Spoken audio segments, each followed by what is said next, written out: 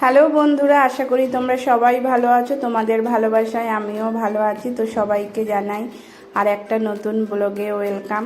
তো এখন বিকেলবেলা অলরেডি 5:30টার মতন বাজতে চলেছে। তো একটুখানি দেখো এখানে রেডি হচ্ছি। রেডি হওয়ার কারণ হলো বাড়ির সামনেই 10 মিনিটের রাস্তা হবে।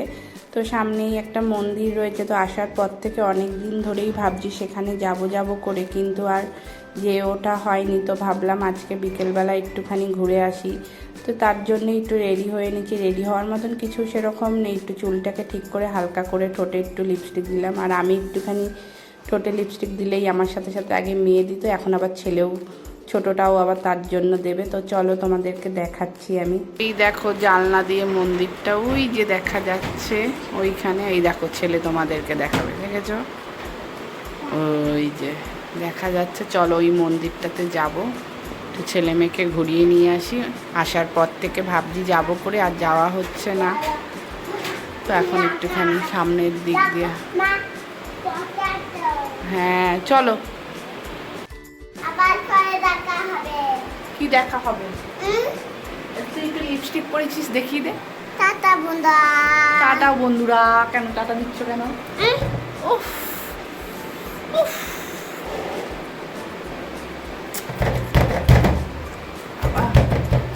ওটা কি? ওটা কি? ও বাবা, শক্তিমান শক্তিমান,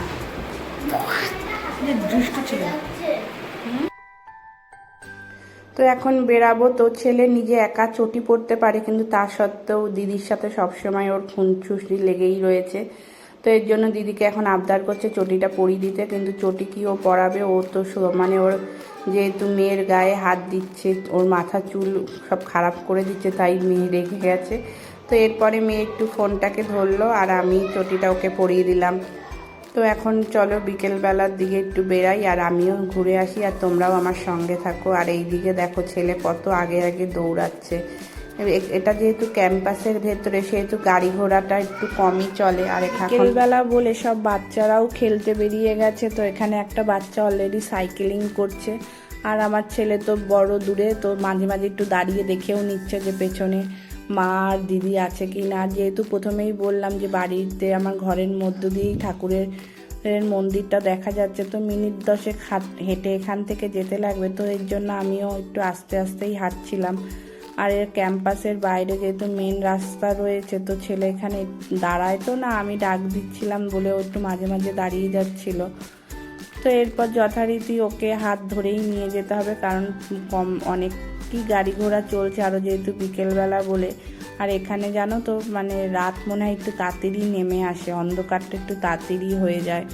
আমাদের কলকাতায় যেমন সারাদিন মানে সারা রাত কম বেশি গাড়ি ঘোড়া চলতে থাকে, এখানে ঠিক সেরকমভাবে হয় না।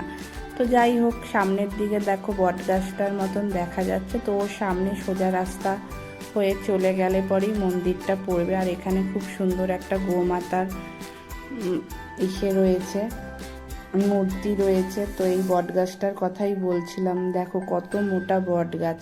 এখানে চারিপাশে প্রচুর তুমি গাছ দেখতে পাবে, যেখানে তাকাবে সেখানেই গাছ। যদিও বা এখন গাছের পরিমাণ একটু মনে হয় কমে যাচ্ছে, কারণ সব জায়গায় বাড়ি তৈরি হয়ে যাচ্ছে।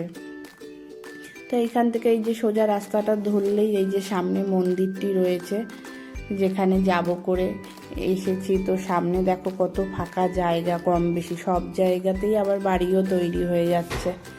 তো আজকে আর একটা জিনিস যেটা না দেখালেই নয় তোমাদেরকে, দেখো আজকে আকাশটা কত সুন্দর লাগছে, মানে এত পরিষ্কার, মানে দেখলে পর মানে মন ভরে যাচ্ছে। আর বিকেলবেলার ওয়েদার, চারিপাশে হু হু যেহেতু ফাঁকা জায়গা আর গাছ, প্রচুর পরিমাণে গাছ রয়েছে, তো সেহেতু প্রচুর পরিমাণে হাওয়াও রয়েছে। আর মন্দিরটা এখনও কম বেশি তৈরি হচ্ছে। গতবার যখন আমি এসেছিলাম তখনই মন্দিরের কাজ হচ্ছিল। তো ভেতরটা এখন কম বেশি কমপ্লিট হয়ে গেছে। সে বছর এসেছিলাম যখন প্রথমের দিকে, তখন ভেতরের কাজও কমপ্লিট হয়নি। তো এখন ভেতরটা মানে কমপ্লিট হয়েছে। আর আগের বার তো পুজোও হয়েছিল, তো সেই সময় পুজোতে এসেছিলাম, কিন্তু তখন আর কোনো রকমভাবে ভিডিও করা হয়ে ওঠেনি। আর মন্দিরটা যাওয়ার আগে দেখো এই সামনেটায় কি সুন্দর একটা পুকুরের মতন করা রয়েছে। এখানে কম বেশি মনে হয় ঠাকুরেরই যত সব কাজ আছে সেগুলোই করা হয়। আর এই পুকুরটার মাঝখানে একটা খুব সুন্দর মানে কি বলে নারায়ণের তোমাদের মূর্তিও রয়েছে, যে নারায়ণ শুয়ে থাকে যে মূর্তি আমরা দেখতে পাই সেরকম, তোমরা দূর থেকে বুঝতে পারছো কি না। আর চারিপাশে দেখো যেদিকেই তাকাবে সেদিকেই সবুজ অরণ্য, আর কত সুন্দর গাছের দেখছো তো গাছের পাতাগুলো সমানে নড়েই যাচ্ছে, এত সুন্দর হাওয়া। তো মেয়ে আমি ছেলে কিছুক্ষণ দাঁড়ালাম, যদিও বা ছেলে আমাদের সাথে নেই, ওই তো ছেলের মতন ঘুরছে। আর এদিক দিয়ে দেখো বন্ধুরা কি সুন্দর মন্দিরটা দেখা যাচ্ছে। তো আমরা একটা সাইডে পুকুরের কি বলবো ঝিলের একটা সাইডে দাঁড়িয়ে রয়েছে, তো আর একটা সাইড দিয়েও নামা যায়। আর এই দেখো ছেলে নিজের মতন নিজে ঘুরছে।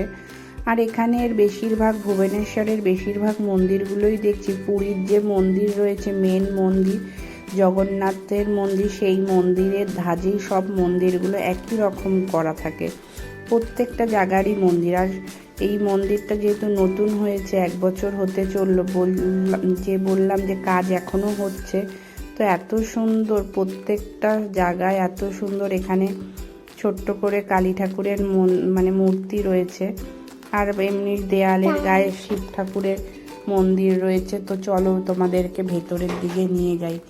আর প্রত্যেকটা দেয়ালের গায়ে এত সুন্দর কাজ করা সারা মন্দিরগুলোতে, মানে নিজের চোখে না দেখলে পর মানে ভালো লাগার যে সৌন্দর্য সেটা তোমরা বুঝতে পারবে না।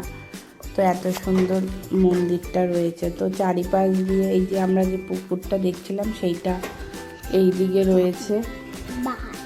তো এই দিকে ছেলে মেয়ে তো নিজের মতন ঘুরছে, আমি ভিডিও করলেও কী হবে, মাঝে মাঝে ছেলের দিকে একটুখানি ঘুরে দেখে নিই যে ও ঠিকঠাকভাবে রয়েছে কি না, কারণ ও তো এক জায়গায় না থাকবে না কোনো রকমভাবে, আমার হাতও ধরবে না। তো চলো ভেতরের দিকে যাই। তো এইখানেও দেখো এখন মন্দিরের ভেতরের দিকে ঢুকবো। তো আর সামনেই গণেশ ঠাকুরের মূর্তি রয়েছে। আর আরেকটা যে আগে কিছুক্ষণ আগে একটা গেট দেখলে, ওইখান দিয়েও সামনের দিকে ঢোকা যায়, কিন্তু এখন মনে হয় যেহেতু মন্দিরের বাইরেটা কাজ চলছে বলে ওই বড় গেটটা বন্ধ করে দিয়েছে। আর মন্দিরের ভেতরটাও দেখো কত সুন্দরভাবে সাজানো রয়েছে, এখানে প্রত্যেকটা কত রকম ঠাকুরের মূর্তি রয়েছে। যেহেতু বললাম এটা শিব ঠাকুরের মন্দির, তো তার জন্য ভেতরে শিবলিঙ্গ রয়েছে আর তার সাথে শিব ঠাকুরের মূর্তিও রয়েছে। তো এখানে ছেলে তো ঘুরছে, ছেলে মেয়ে একটুখানি ঘন্টা বাজিয়ে নিচ্ছে। আর এইখানে দেখো কি সুন্দর, এই যে সামনে গেটটা দেখলে ওই গেটটা দিয়েও ঢোকা যায়। তো এক্ষুনি সন্ধ্যা আরতি শুরু হবে, তো ভাবছি সন্ধ্যা আরতিটা দেখে তারপর আমরা বাড়িতে যাব করে। তো এর মধ্যেই আবার যেহেতু মন্দিরের ভেতরে ভিডিও করছিলাম, তাই এসে আমাকে বারণ করা হয়েছে। তো আর ভিডিওটা ভেতরে করতে পারিনি, নইলে তোমাদেরকে আমি দেখাতাম সন্ধ্যা আরতিটা।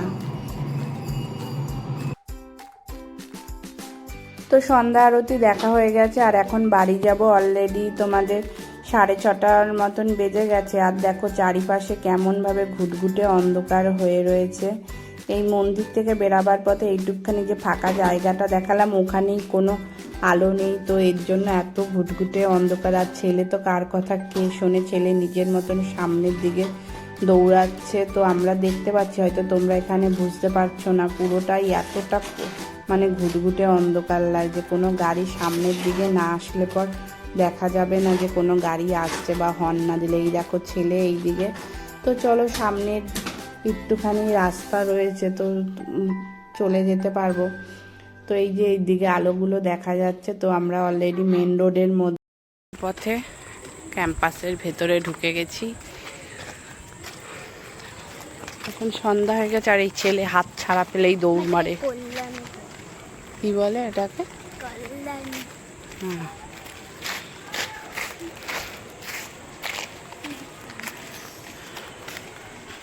দেখো ছেলে কোথায় দৌড় মারছে। তো চলো আজকের মতন ভিডিওটা এখানেই শেষ করছি বন্ধুরা। সবাই ভালো থেকো, সুস্থ থেকো, টাটা।